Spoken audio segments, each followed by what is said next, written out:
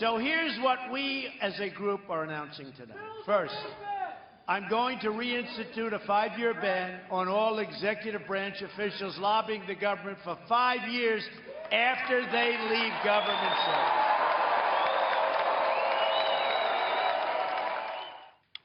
All right, that was Donald Trump's way of going after Hillary Clinton to say you can't leverage off your time in office for quick profits or quick speeches, or referring to her husband as well, profiting off of that time in the White House, or in her case, the White House and her stewardship of the State Department. Now, whether that goes anywhere, of course, anyone's guess, because this will extend to members of Congress.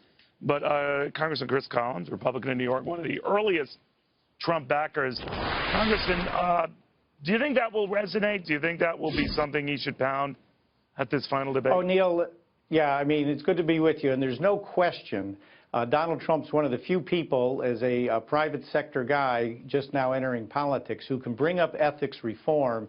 And the contrast to Hillary, which I think most people recognize her as the most unethical, her and Bill, former politicians, current politicians that have ever taken advantage of their office, you know, leaving the White House, quote, dead broke and now being worth hundreds of millions of dollars.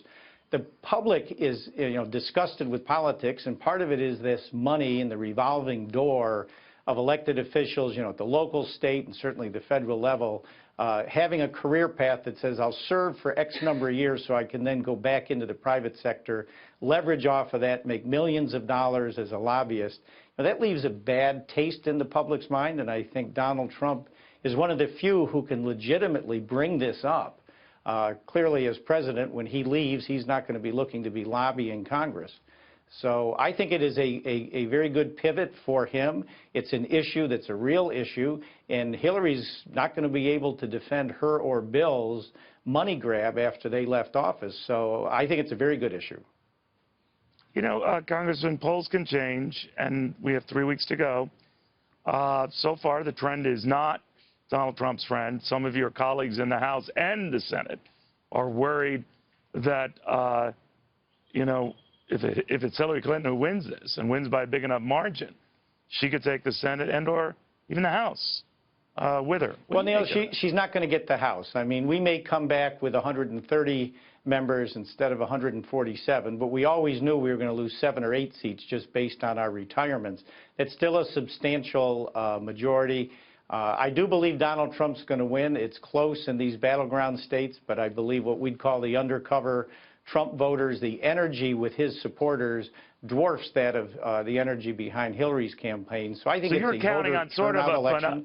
But you're saying that it's the kind of phenomenon we saw with Brexit, where it looked like it would be absolutely rejected. It was passed, where the Colombian Accord with the rebels that looked like it would be passed overwhelmingly, ultimately rejected by Colombian voters.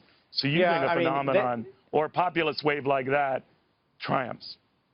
I absolutely do, and I think likely voters are not the people being polled are likely voters. That is not the turnout model that I think we're going to see, and Brexit is the best example of that. And in the 6 states that he has to win, you know, Ohio, North Carolina, Florida, Nevada, Iowa, and New Hampshire hold the red states, and then he's our president. You know, he's either leading or within the margin of error in all 6 of those states. And so he could eke out a win, but I will say, like a lot of us, well, I think he's leading in only one of them. He might be within leading in Ohio. The other 5, right? I think he's leading in Iowa as well. But he's got to run the table with them, right? Yes, he does. He's got to run the table. Yeah. It's certainly doable. And again, the voter turnout model could be the difference. But we also, and I've said this to his campaign, we need to see a calm, cool, collected, presidential demeanor Donald Trump. We have to leave the combative, angry Donald Trump on the sidelines for this next debate, to take those folks who know they don't want to vote for Hillary Clinton, but just are having difficulty warming up to Donald Trump. Donald Trump's supporters are locked in, but he needs to reach out to those that are just waffling on the sidelines, don't want to vote for Hillary, and his demeanor tomorrow night could be the difference. And I know I've relayed that to the campaign team, and I guess we'll all see what happens tomorrow night. Yeah, we'll see if they're listening. Congressman, always a pleasure, sir. Thank you very, very much. Yes, you too, Neil. Have a great day.